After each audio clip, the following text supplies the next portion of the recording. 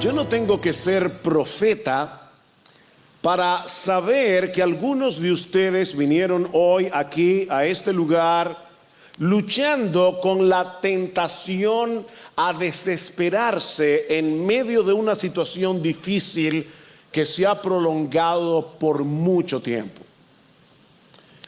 Oran y oran por un hijo rebelde, pero no ven ningún cambio. Claman por un matrimonio que se desmorona, pero la situación no mejora. De hecho, pareciera que se está poniendo peor.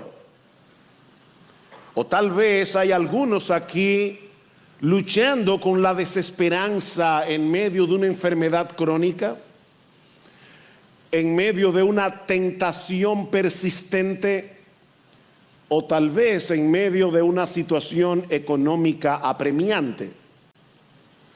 De una forma u otra, te ves en el mismo lugar, con la misma necesidad, las mismas circunstancias, a tal punto que has perdido la esperanza de salir del pozo profundo en el que estás metido.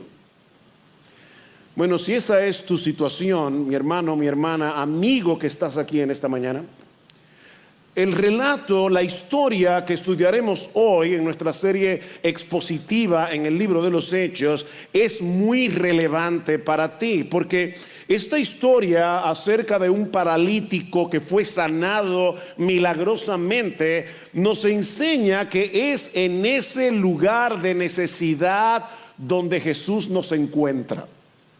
Es precisamente en la necesidad donde Jesús nos sale al frente. Podemos dividir este relato en 4 escenas.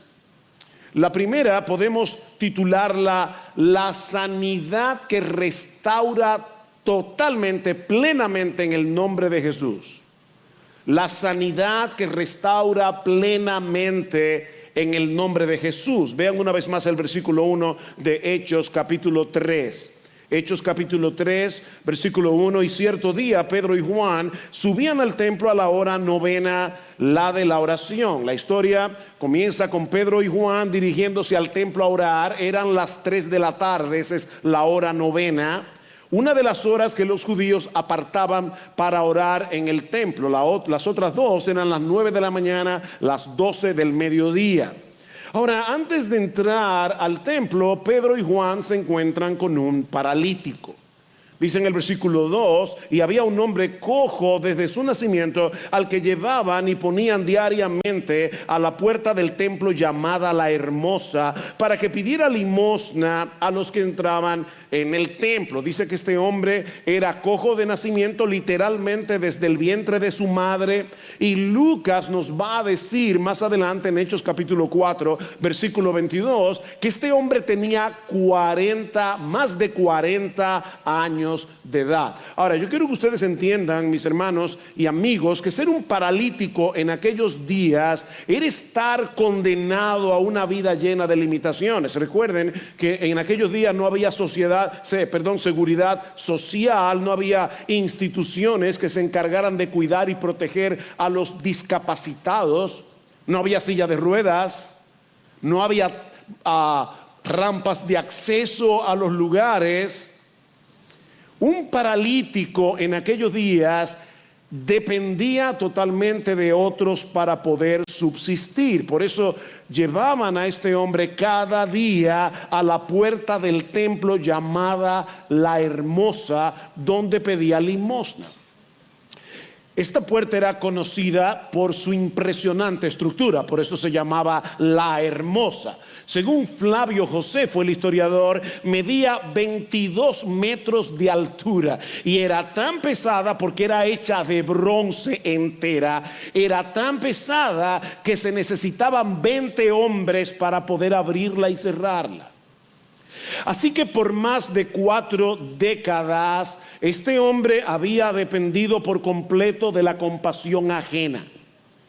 Día tras día, en el mismo lugar, con la misma necesidad, viviendo la misma monótona rutina, sin ninguna expectativa de cambio, sentado a la entrada del templo y sin poder entrar por causa de su condición. Por favor, ponte en el lugar de este hombre. Este hombre estaba física y emocionalmente paralizado. Sufría de parálisis en sus piernas y en su alma. De manera que al ver a Pedro y a Juan entrando en el templo, no se le ocurre hacer otra cosa que lo que él ha hecho por días, meses, años, pedirles una limosna. Pero esa petición cambiaría su historia para siempre. Versículo 3. Viendo a Pedro y a Juan que iban a entrar en el templo, les pedía limosna. Entonces Pedro, junto con Juan, fijando su vista en él, les dijo: por cierto, a nosotros no nos gusta ver escenas de miseria, nosotros preferimos quitar los ojos. Pedro y Juan fijaron sus ojos en este hombre, no despreciaron a este hombre, no menospreciaron su condición, se fijaron en él, y Pedro le dijo: míranos. Y él los miró atentamente, esperando recibir algo de ellos. Cuando Pedro y Juan le dicen: míranos, este hombre pensó: wow, me van a dar una tremenda limosna. Pero Pedro dijo: no tengo plata ni oro, mas lo que tengo te doy. En el nombre de Jesucristo el Nazareno, anda. O como dice la Reina Valera del 60, levántate y anda. Ahora, mis hermanos, el templo de Salomón era impresionante, estaba adornado con oro y plata. Sin embargo, lo que vemos en este pasaje, este hombre estuvo sentado a la puerta del templo por años, es que el templo no podía darle a este hombre lo que realmente necesitaban. Pedro y Juan, en cambio, no tenían lo que el templo tenía de sobra, oro ni plata, pero tenían a Jesús. Tenían a Jesús. Así que Pedro le ordena en el nombre de Jesús, es decir, en la autoridad, en el poder, en la presencia misma de Jesús, que se ponga de pie y camine. Versículo 7. Y haciéndolo de la mano derecha, lo levantó. Y hermanos, escuchen esto: al instante, inmediatamente, sus pies y tobillos cobraron fuerza, y de un salto se puso en pie y andaba. Entró al templo con ellos, caminando, saltando y alabando a Dios. Como bien ha dicho alguien, la mano era de Pedro, el poder era de Jesús. Y ese poder es tan poderoso que al instante, inmediatamente, los pies, los tobillos de este paralítico se volvieron tan fuertes que no solo pudo levantarse y caminar, sino que se puso en pie de un salto, dice el texto, y entró al templo saltando. Ahora, ¿por qué esta insistencia de Lucas en el salto del cojo? ¿Se dieron cuenta? Dice que se puso en pie de un salto y que entró al templo saltando. ¿Por qué Lucas insiste en esto? Bueno, es probable que Lucas quiera mostrarnos, hacer evidente la magnitud del milagro. No se olviden, hermanos, que Lucas era médico. Lucas era médico. Él sabía que era absolutamente imposible que un cojo de nacimiento de más de 40 años pudiera caminar, y mucho menos ponerse a saltar. Pero también es probable que Lucas esté haciendo alusión a una profecía que se encuentra en el libro de Isaías acerca de la obra del Mesías. Dice en Isaías capítulo 3, 35, versículo 4. Escuchen esta profecía acerca de la venida del Mesías. Dios mismo vendrá y os salvará. Entonces los ojos de los ciegos serán abiertos, los oídos de los sordos se abrirán. Entonces el cojo saltará volará como un ciervo, como una gacela, y cantará la lengua del mudo. Bueno, toda esta gente que estaba allí en el templo habían visto a Jesús sanar a ciegos, sanar a sordos, a mudos, a paralíticos, y ahora están presenciando los mismos milagros a través de los apóstoles de Jesús. Este paralítico está saltando como una gacela, tal como Isaías había profetizado, y por primera vez en su vida, hermanos, por primera vez en su vida, este hombre tiene acceso al templo, a donde entra saltando, alabando a Dios. Ustedes se imaginan eso, año tras año tras año, sentado al lado de la puerta, la hermosa, la más impresionante del templo, pero sin poder entrar. ¿Y saben por qué? Porque es Cristo, y solo Cristo, el que verdaderamente embellece el alma. Él es la verdadera puerta, la hermosa del templo, y es aquel que nos da acceso a la comunión con Dios, algo que el oro y la plata no pueden hacer. Antes cantábamos un himno, ¿recuerdan? El oro y la plata no me han redimido. Este hombre no necesitó muletas, ni terapia física, ni meses de recuperación. En un instante Cristo lo sacó de su postración. En un instante Cristo le dio nuevas fuerzas, le devolvió su dignidad como ser humano y cambió su corazón. Cristo cambió a este hombre en un adorador.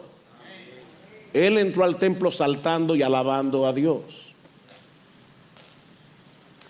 Y por supuesto, el milagro llamó la atención de la gente. Versículo 9.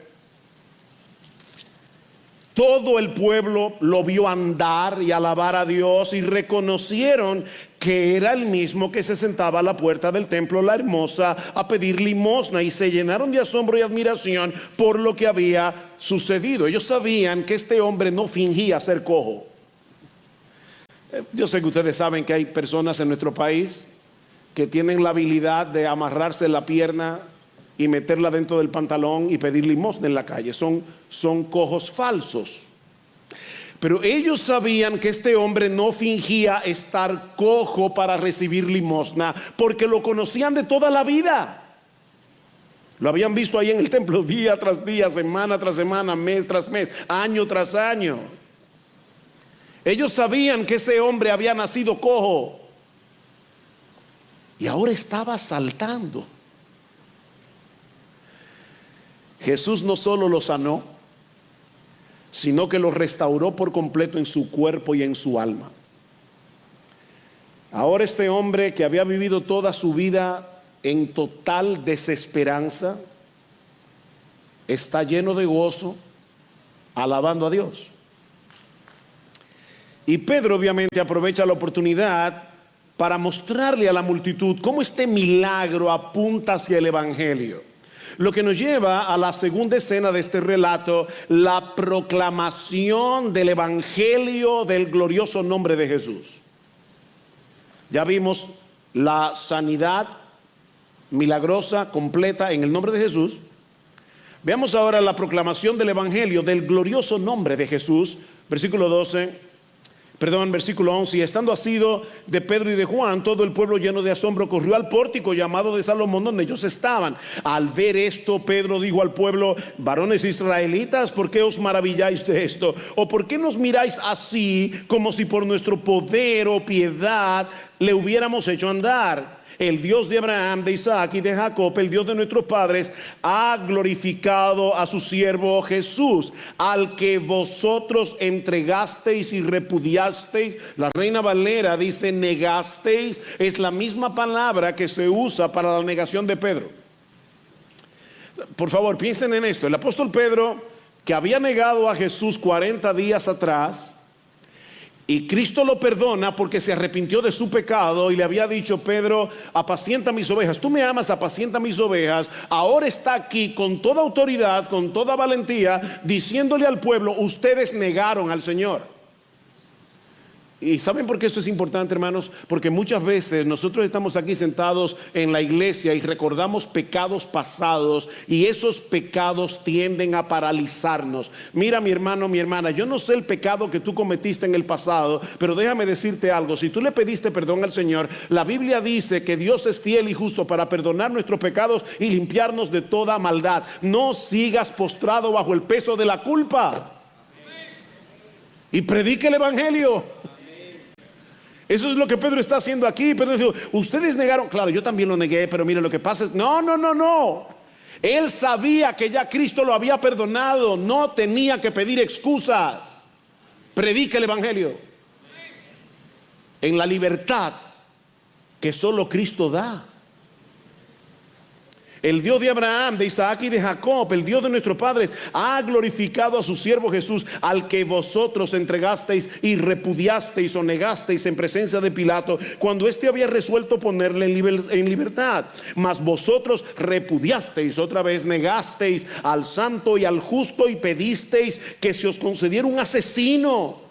Y disteis muerte al autor de la vida, al que Dios resucitó de entre los muertos, de lo cual todos nosotros somos testigos. Lo primero que hace Pedro aquí es desviar la atención de la gente para que no pongan los ojos en ellos sino en Jesús. ¿Se dieron cuenta? Varones israelitas, ¿por qué nos miráis a nosotros?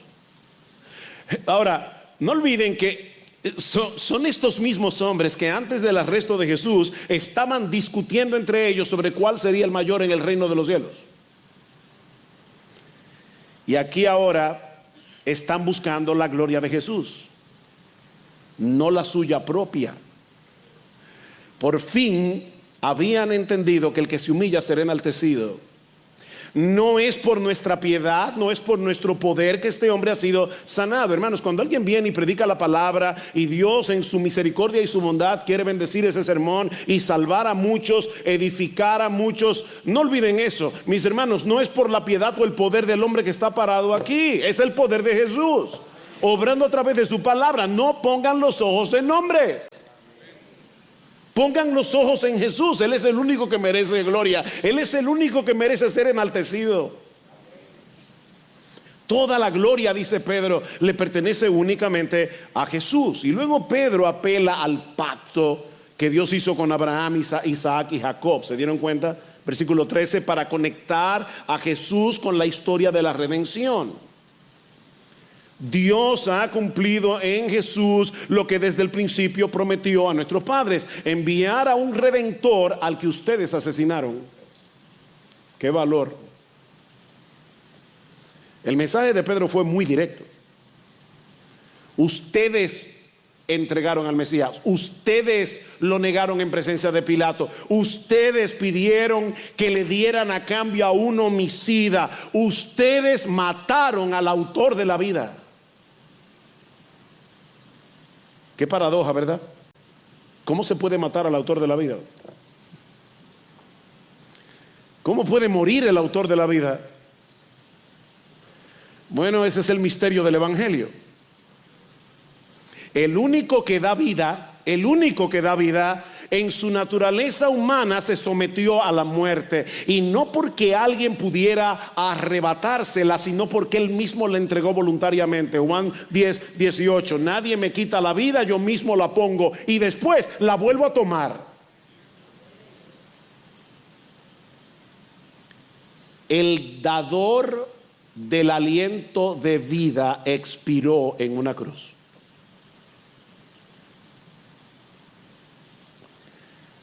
Pero la paradoja tiene una resolución gloriosa. Sigue diciendo Pedro, al que Dios resucitó de entre los muertos. Cantábamos hace un momento, vivo está, muerte y tumba Él venció, vivo está, vencedor se levantó. La muerte no pudo retener al autor de la vida.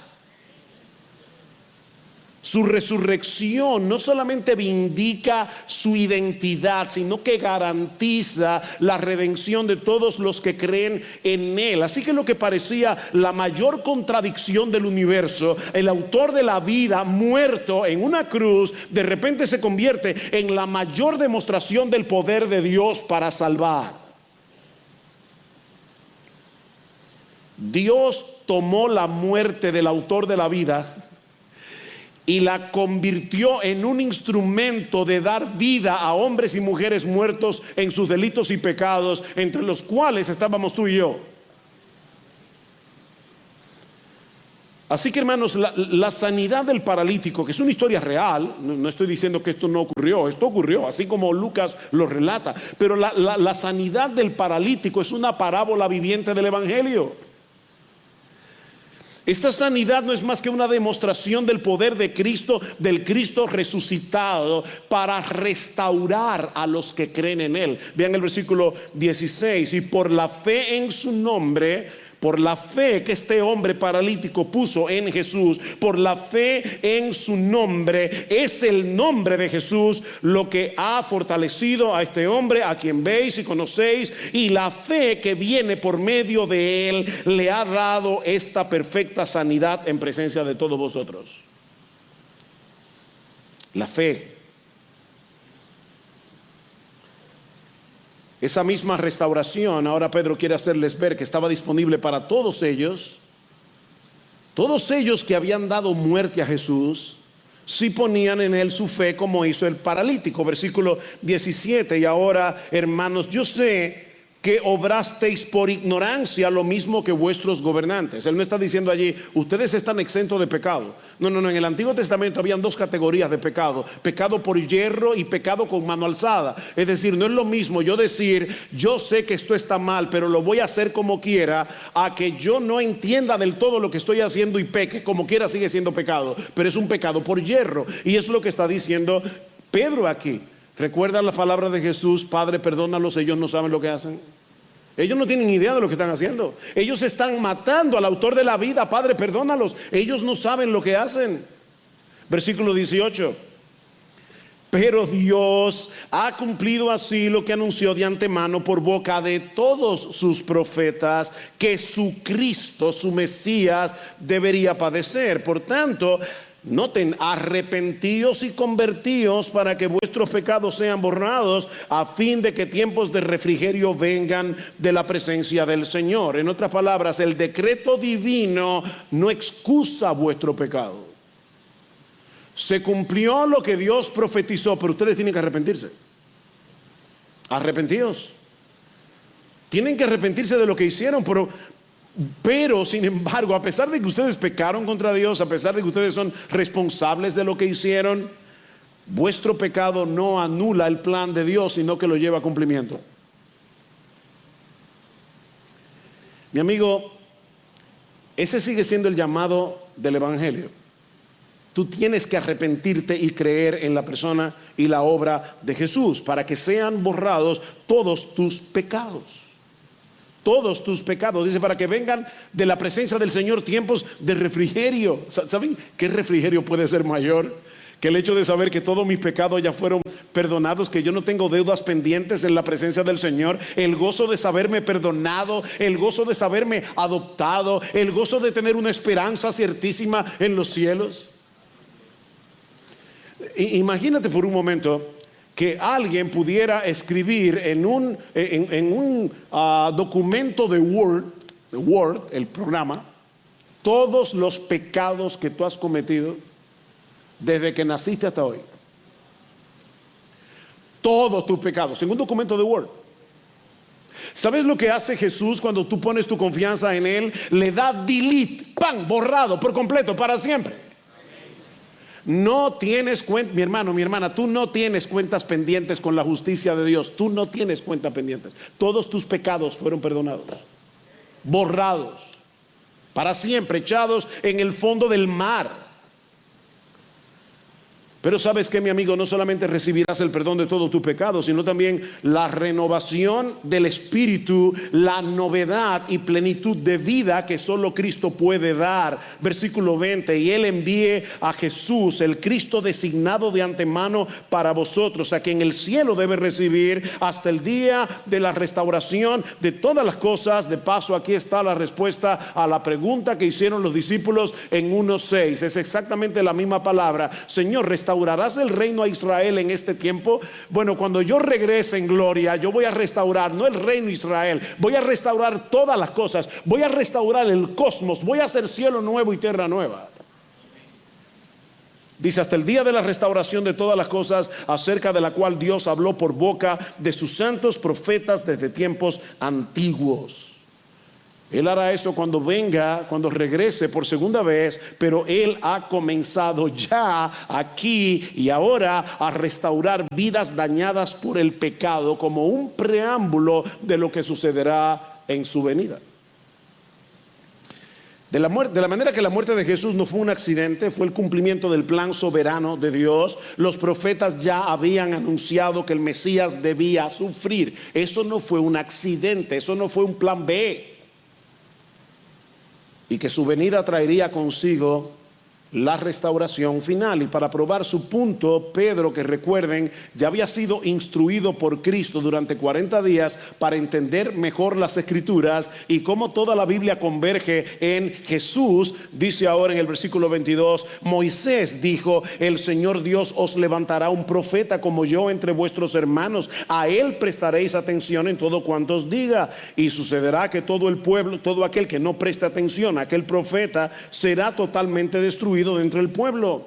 Y asimismo todos los profetas que han hablado desde Samuel y sus sucesores en adelante también anunciaron estos días. ¿Cuáles días? Los días gloriosos del Mesías, los días de la era del Espíritu Santo que comenzó en Pentecostés. Ellos, todos los profetas, anunciaron estos días. Versículo 24, 25, vosotros sois los hijos de los profetas y del pacto que Dios hizo con vuestros padres al decir a Abraham, y en tus simientes serán benditas todas las familias de la tierra. Para vosotros, en primer lugar, Dios, habiendo resucitado a su siervo, le ha enviado para que os bendiga a fin de apartar a cada uno de vosotros de vuestras iniquidades. ¿Notaron ese en primer lugar? ¿Para quién es la promesa? Bueno, dice, en Abraham y en el descendiente de Abraham, que es Cristo, serán benditas todas las familias de la tierra, todas las familias de la tierra. Así que judíos, para ustedes es este mensaje en primer lugar. Pero la realidad es que está destinado para todos, incluyendo los dominicanos. Y yo sé que aquí hay también venezolanos, hay cubanos, hay mexicanos, uno por ahí que me saludó esta mañana, hay haitianos en medio nuestro, todos, todas las familias de la tierra. Ahora, cualquiera pensaría que después de un milagro tan extraordinario y una predicación del evangelio tan poderosa, todos los que escucharon a Pedro ese día se arrepentirían de sus pecados y creerían en Jesús. Pero no fue así. La respuesta fue mixta. Lo que nos lleva a la siguiente escena del relato, la oposición que se levanta en contra del nombre de Jesús. La oposición que se levanta en contra del nombre de Jesús, capítulo 4. Mientras ellos hablaban al pueblo, se les echaron encima los sacerdotes, el capitán de la guardia del templo y los saduceos, indignados porque enseñaban al pueblo y anunciaban en Jesús la resurrección de entre los muertos. Les echaron mano, los pusieron en la cárcel hasta el día siguiente, pues ya era tarde. La mayoría de los sacerdotes eran saduceos. Y eso es importante aquí porque esta era una secta del judaísmo que negaba la doctrina de la resurrección. Así que estos hombres están profundamente indignados con los apóstoles. No solo estaban acusando a los líderes religiosos de Israel de haberle dado muerte al Mesías, sino que además afirmaban que Dios lo había resucitado y que su poder seguía manifestándose a través de milagros. Y para colmo, una gran multitud abrazó el mensaje del Evangelio, vinieron a Cristo en arrepentimiento y fe. Versículo 4, pero muchos de los que habían oído el mensaje creyeron, llegando el número de los hombres como a 5,000. Añadan mujeres, añadan niños. ¿Saben que hay personas que dicen los números no son importantes? Sin embargo, no deja de ser interesante que en el libro de los Hechos constantemente dice creyeron 3,000 en el día de Pentecostés. Ahora dicen creyeron 5,000. Bueno, los números no son importantes si tú estás pensando en número para gloriarte en el tamaño de tu iglesia. Pero los números sí son importantes si tú piensas que cada uno de esos individuos es un alma, una persona que Dios escogió desde antes de la fundación del mundo y lo salvó. Una vez un pastor fue a la casa de una hermana de la iglesia y le dijo, hermana, ¿cuántos hijos tú tienes? Y dijo, bueno, mire, está Juan, está Pedro, está Alfonso. No, pero yo no te estoy preguntando por los nombres, estoy preguntando por cuántos hijos son. Y la hermana muy sabiamente le dijo, es que mis hijos no son números. Es Juan, Alfonso, Pedro. ¿Sabes qué, mi hermano, mi hermana? Dios conoce tu nombre. Dios te conoce por nombre. Dios conoce a cada miembro de IBCJ que es verdaderamente creyente. Y alguien dirá, ¿y que ustedes reciben impíos aquí? Bueno, no sabiéndolo. No sabiéndolo, obviamente. Cuando Cristo iba camino a la cruz del Calvario, en un hombre llevaba la cruz, en la otra mano llevaba el libro de la vida donde tu nombre estaba escrito allí, con nombre y apellido. Así que desde esa perspectiva, los números sí son importantes. 5,000 almas, hombres, mujeres y niños, más todavía, pasaron de muerte a vida, entraron al reino de los cielos. Así que lo que los líderes religiosos querían silenciar estaba ganando más fuerza que nunca. Así que ellos decidieron llevarlos a Pedro y a Juan a la corte religiosa de Israel para ser juzgados. Ahora tomen en cuenta que esta es la misma corte en la que unas semanas antes Jesús fue juzgado, la misma corte y en la que se le condenó a muerte. Versículo 5. Y sucedió que al día siguiente se reunieron en Jerusalén sus gobernantes, ancianos, escribas. Estaban allí el sumo sacerdote Anás, Caifás, Juan y Alejandro y todos los que eran del linaje de los sumos sacerdotes. Y habiéndolos puesto en medio de ellos, les interrogaban. ¡Ay, qué hipocresía! ¿Con qué poder o en qué nombre habéis hecho esto? Como si no lo supieran. La razón por la que ellos habían sido llevados a la corte es porque estaban proclamando el nombre de Jesús. Que por cierto, en esta historia 8 veces se menciona la frase el nombre de Jesús. Es evidente que el nombre de Jesús es importante en este relato. Es en el nombre de Jesús. Pero en vez de usar la oportunidad para defenderse a sí mismo, para salir del problema, ¿qué hace Pedro? Bueno, Pedro hace lo que tú y yo debemos hacer en esa circunstancia, aprovechar la pregunta para volver a predicar el evangelio del glorioso nombre de Jesús. Versículo 8. Entonces Pedro, lleno del Espíritu Santo, me encanta esto, lleno del Espíritu Santo, dijo: gobernantes y ancianos del pueblo, si se nos está interrogando hoy por causa del beneficio hecho a un hombre enfermo, de qué manera éste ha sido sanado, sabed todos vosotros y todo el pueblo de Israel que en el nombre de Jesucristo el Nazareno. Wow. Mira, en aquellos días Nazaret era una ciudad despreciada, recuerden, y de Nazaret puede salir algo bueno. Y 2 veces dice en este texto que Jesús vivió en Nazaret. Es como si Dios estuviera diciendo: es que yo venzo a través de la debilidad. El Salvador es alguien que nació en una aldeíta de Belén, pequeñita, vivió en un pueblo de gente despreciable, Nazaret, y murió condenado en una cruz. Y ese es el Salvador. Porque Dios salva perdiendo. Dios da vida muriendo. Jesús el Nazareno, a quien vosotros crucificasteis y a quien Dios resucitó de entre los muertos, por él este hombre se halla aquí sano delante de vosotros. Este Jesús es la piedra desechada por vosotros los constructores, pero que ha venido a ser la piedra angular. Otra vez, Pedro está citando aquí el Salmo 118.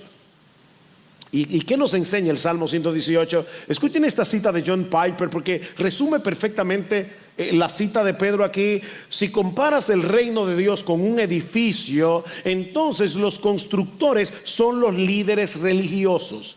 Ellos examinaron la piedra llamada Jesús de Nazaret para ver si podía ser un ladrillo en el muro de la verdad, pero dijeron que no, la rechazaron y lo desecharon como algo inútil. Pero Dios, el arquitecto principal, vio esa piedra tirada en una tumba, la levantó y la hizo no solo un ladrillo en la pared, sino la piedra angular, la piedra principal del edificio. Los hombres rechazaron a Jesús como una mera amenaza local, sin importancia, más allá de la colina de la crucifixión en el Gólgota. Pero Dios lo ha constituido como la cabeza universal de toda su casa. Ese es Jesús. Dice, ustedes rechazaron esa piedra. ¿Y saben qué hizo Dios?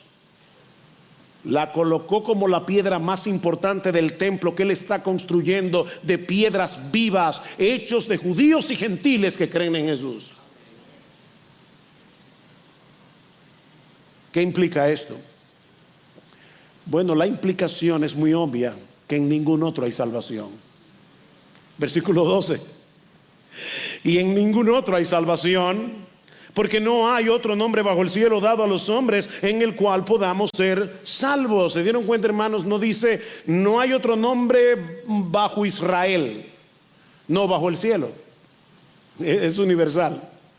Tampoco dice, no hay otro nombre bajo el cielo dado a los judíos, no, dado a los hombres, a todos los hombres.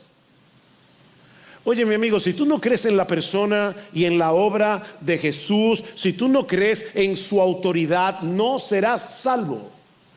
No serás salvo. Juan 14:6, Cristo dice, yo soy el camino y la verdad y la vida. Nadie viene al Padre sino por mí. Pablo dice en Romanos capítulo 10, porque todo aquel que confesare el nombre de Jesús será salvo. Y por eso dice, pero ¿cómo oirán si no hay quien les predique? ¿Saben por qué nosotros debemos enviar misioneros al mundo? Por la sencilla razón de que nadie se va a salvar en ningún otro nombre que no sea en el nombre de Jesús.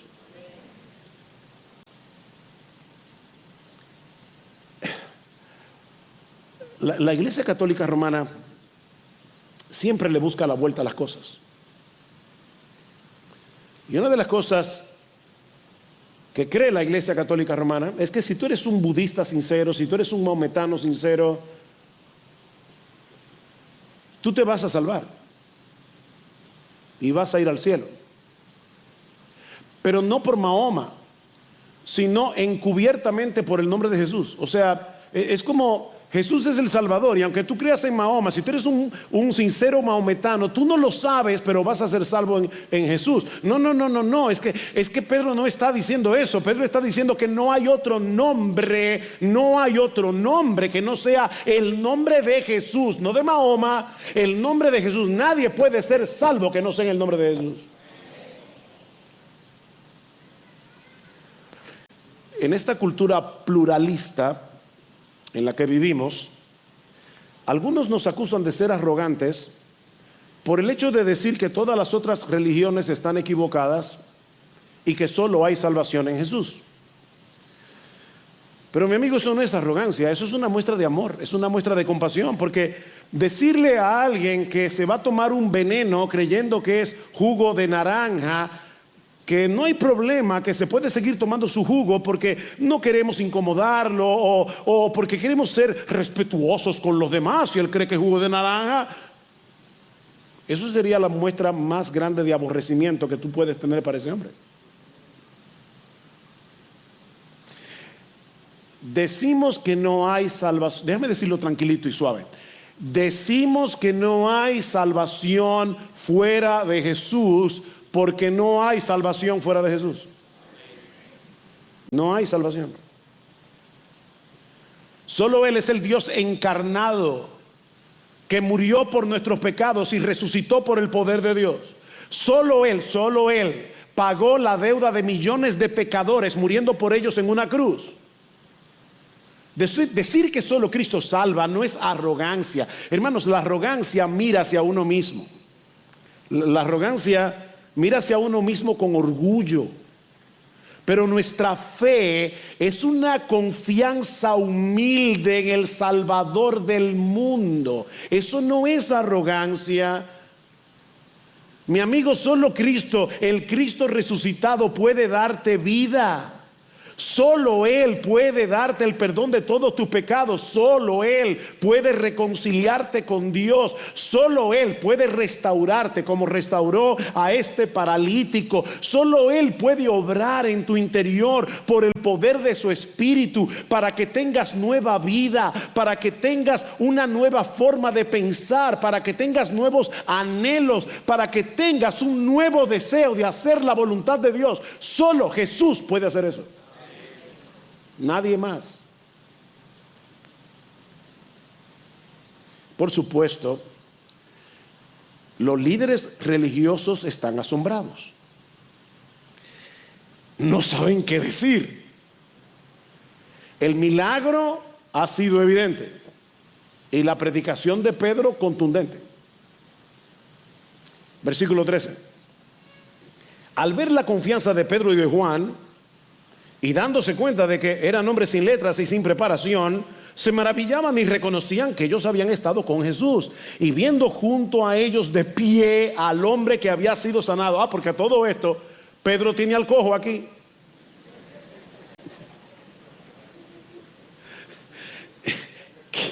¿Qué situación? Dice, y viendo al hombre que había sido sanado, no tenían nada que decir en contra. No sabían qué hacer. Sin ser teólogos profesionales, el conocimiento y la interpretación, la capacidad de interpretación de Pedro y de Juan, sobre todo de Pedro en este caso, era impresionante y ellos lo sabían. Así que les pidieron que salieran del concilio para deliberar. ¿Y qué vamos a hacer ahora? Y ahora escuchen la hipocresía. Versículo 16. Y dijeron, ¿qué haremos con estos hombres? Porque el hecho de que un milagro notable ha sido realizado por medio de ellos es evidente a todos los que viven en Jerusalén y no podemos negarlo. Mas, a fin de que no se divulgue más entre el pueblo, amenacémosles para que no hablen más a hombre alguno en este nombre. Esto es el colmo de los colmos. No podemos negar lo que es evidente. ¿Qué hacemos? Bueno, lo que debían hacer era arrepentirse y creer en Jesús. Pero mira, mi amigo, déjame decirte algo. Cuando un pecador se empecina en que no va a creer, no importa los argumentos que tú le des.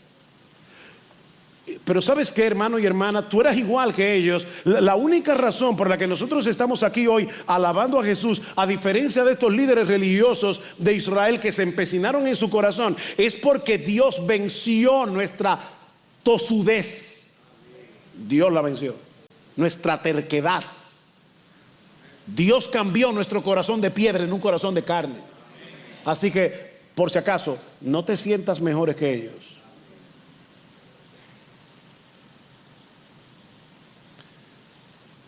Le dicen a los apóstoles, no vuelvan a predicar en ese nombre. Pero los apóstoles prefieren morirse antes que callar. Versículo 19. Mas respondiendo Pedro y Juan le dijeron: vosotros mismos juzgad si es justo delante de Dios obedecer a Dios antes que a los hombres, porque nosotros no podemos dejar de decir lo que hemos visto y oído. Mira, mi hermano, mi hermana, si tú quieres un argumento para predicar el evangelio, ahí está. Es que no podemos dejar de decir lo que hemos visto y oído. No podemos dejar de mostrarle a otros la grandeza, la hermosura, la belleza, la gloria de nuestro precioso Señor y Salvador. No podemos. Así que no tuvieron más remedio que soltarlos bajo amenaza. ¿Qué hicieron los apóstoles? Su estrategia fue escribir una carta al César, unir a la gente para protestar contra la injusticia. No, la estrategia fue reunir a la iglesia a orar. Lo que nos lleva a la cuarta y última escena de este relato: la oración por valentía, pidiendo valentía para seguir proclamando el nombre de Jesús. Versículo 23.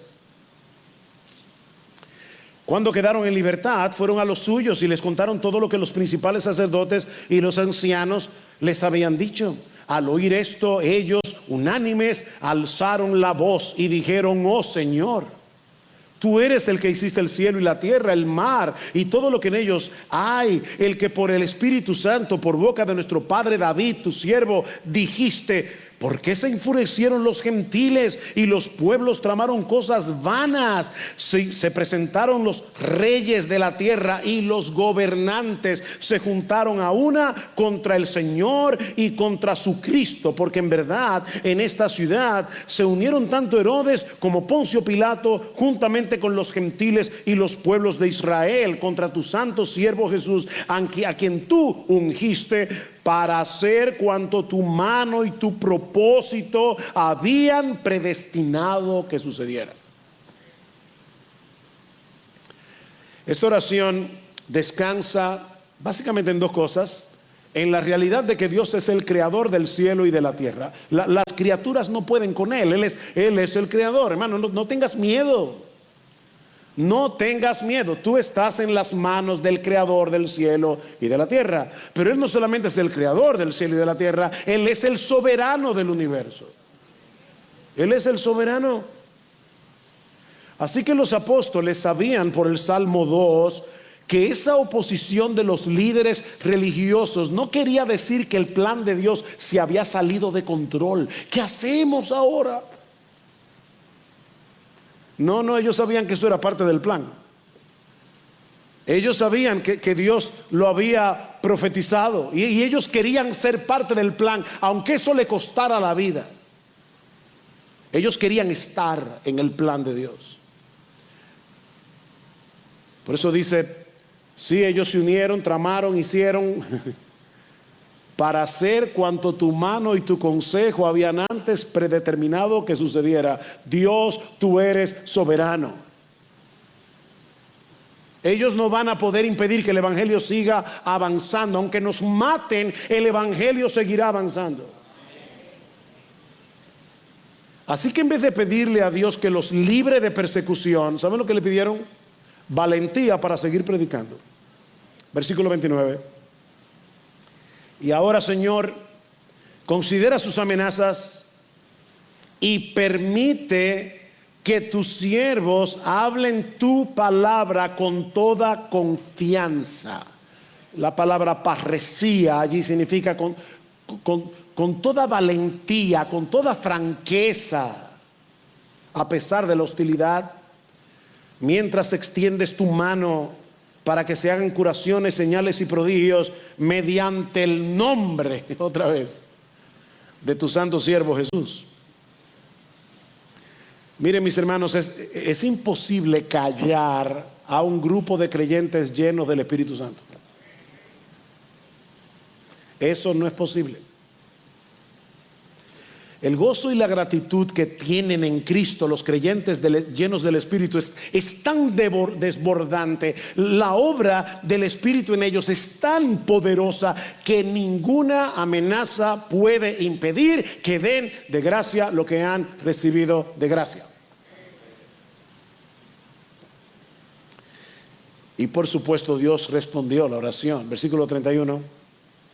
Después que oraron, el lugar donde estaban reunidos tembló.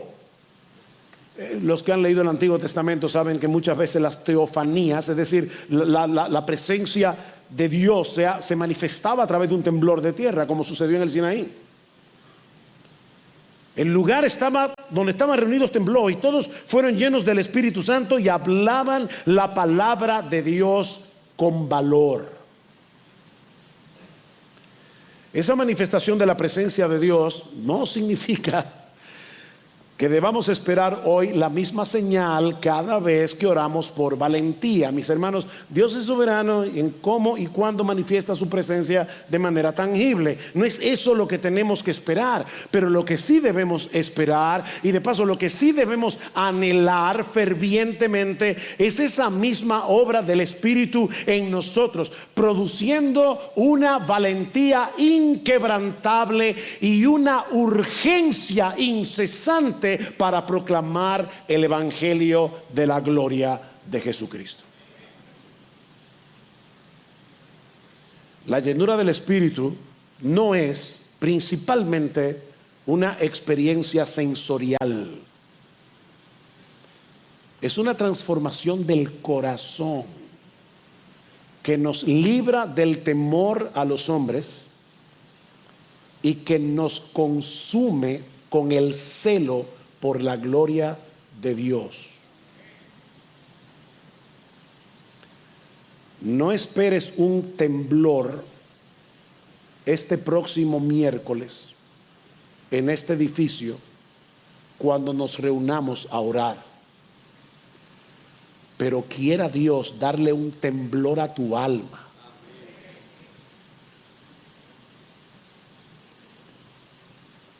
Que te libre del temor a los hombres y que te llene de un celo inquebrantable por la gloria de Dios. Ahora, el propósito de este relato no es que admiremos la valentía de Pedro y de Juan o la firmeza de la iglesia primitiva en la persecución. No, mis hermanos, este pasaje pone delante de nosotros la gloriosa realidad del poder del Cristo resucitado, que sigue restaurando vidas hoy por el poder de su Espíritu, que sigue dándole valentía a su iglesia para testificar de Él aún en medio de la oposición. Y ahora que nos acercamos a la mesa del Señor, ¿cómo podemos responder a una salvación tan grande? Hermanos, ¿con qué actitud debemos participar de este memorial que nos recuerda el costo de nuestra redención, el precio que Él pagó para perdonar nuestros pecados, para restaurarnos plenamente, para darnos nueva vida en Él? Cuando el paralítico fue sanado, entró en el templo saltando y alabando a Dios, y con razón. Su vida había sido completamente transformada. Pero ¿sabes qué, mi hermano, mi hermana? Lo que Jesús hizo en nosotros es un milagro inmensamente mayor que sanar una parálisis física. Inmensamente mayor. Él restauró nuestra voluntad paralizada por el pecado.